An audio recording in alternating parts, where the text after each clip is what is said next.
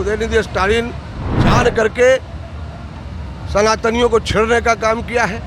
उनको लगता है कि आज पूरे सनातनी एनडीए के साथ है और उनको लगता है कि हमारी वोट नहीं है, धरातल पर हम नहीं हैं और इसलिए सनातनियों को गाली देने का काम कर रहे हैं। वो तुष्टीकरण की राजनीति कर रहे हैं। समझना चाहिए आज भारत के अंदर हर एक संप्रदाय का वोट भारतीय जनता पार्टी के साथ है और दुनिया के लोग हमारे यहाँ रहे। मोदी जी की अध्यक्षता में यहाँ G20 की मीटिंग हो रही है और उसके बाद भी ऐसे नेता के बारे में, ऐसे देश के बारे में, ऐसे सनातन धर्म के बारे में बोलना निश्चित रूप से अपनी राजनीतिक रोटी सेकने के अलावा कुछ भी नहीं है। और इसलिए हम कहते हैं कि जो सनातनियों का विरोध होगा उसका अंत स्वाभाविक है, निश्चित रूप से होगा और नरेंद्र मोदी जी के टक्कर में फिर कोई नहीं आने वाला है।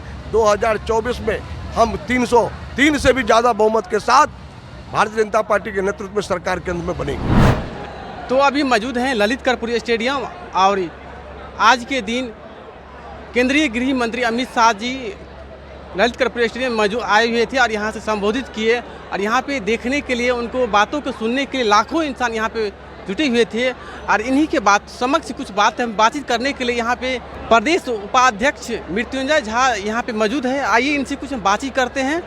सर जी, जिस प्रकार से अमित शाह जी यहाँ पे भाषण दिए, बहुत सारे मिथिला के बारे में बहुत सारे बात बताए, इसके लिए क्या कहना? देखिए, मिथिला की भूमि हमेशा से भारतीय जनता पार्टी के पक्ष की रही है। पंडित अटल बिहारी वाजपेयी जी जब प्रधानमंत्री बने और एक वोट से सरकार 98 में गिरा था तो 99 में यही मिथिला की धरती ने उनको बहुमत दिया और यही कारण है कि मैथिली को अष्टम सूची में स्थान देने का काम, आज जो ये भव्य सेतु देख रहे हैं, ये मिथिला को जोड़ने का काम, मैथिली में और दूरभाष के माध्यम से सूचना मिलती है।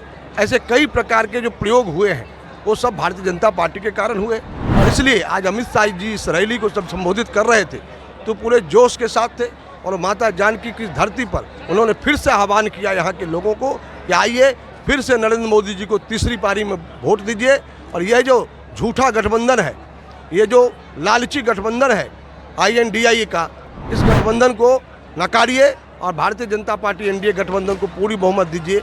आज इसी अपील के साथ यह लोकसभा प्रवास योजना के तहत यह जनसभा का आयोजित किया गया था। से विपक्ष कोई भी किसी तरह का बातों में सनातन धर्म को टारगेट कर रहे हैं, इसके लिए क्या कहना है?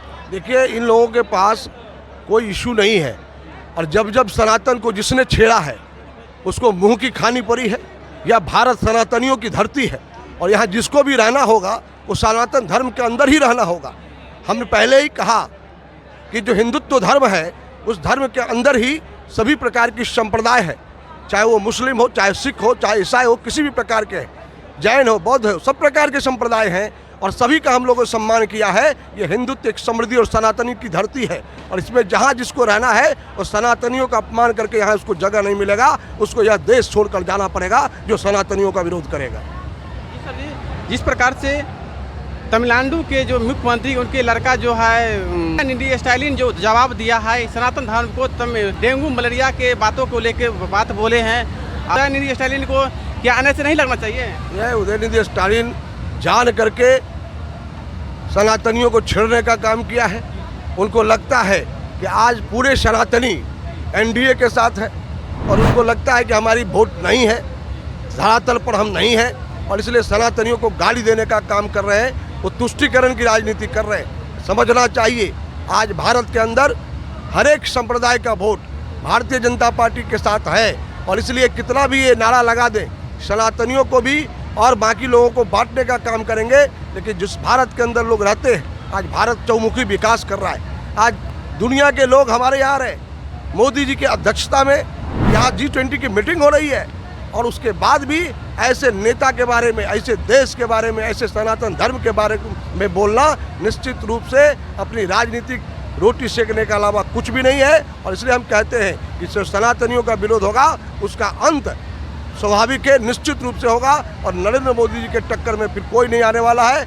2024 में हम 303 से भी ज़्यादा बहुमत के साथ भारतीय जनता पार्टी के नेतृत्व में सरकार केंद्र में बनेगी। से अमित शाह जी की बातों के सुनने के यहाँ पे लाखों की संख्या में आम पब्लिक और बिहार के वासी यहाँ पे मौजूद थे।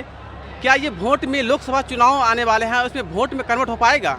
देखिए, जब बिहार में चुनाव हुआ अभी 40 में से 39 सीट हमने जीता था। कोई नीतीश जी के मेहरबानी से जीता था? हमने भारतीय जनता पार्टी और नरेंद्र मोदी जी की लोकप्रियता पर जीता था, और इसलिए हमने एनडीए में उनको शामिल किया था और एनडीए एक बड़ी ताकत से लड़ने का काम किया था। इस बिहार की जनता ने मोदी जी के समर्थन में वोट दिया था, और इसलिए जो लोग मोदी जी के टीम में खड़े रहेंगे उन्हीं को वोट मिलने वाला है। जो मोदी जी के बी टीम में रहेंगे उनको कोई वोट नहीं मिलने वाला है। और ठीक कहा अमित शाह जी ने, हमने 39 का रिकॉर्ड इस बिहार की जनता ने दिया है। हम इसी रिकॉर्ड की बिहार की जनता तोड़ेगी और 40 के 40 सीट हम जीतेंगे। धन्यवाद।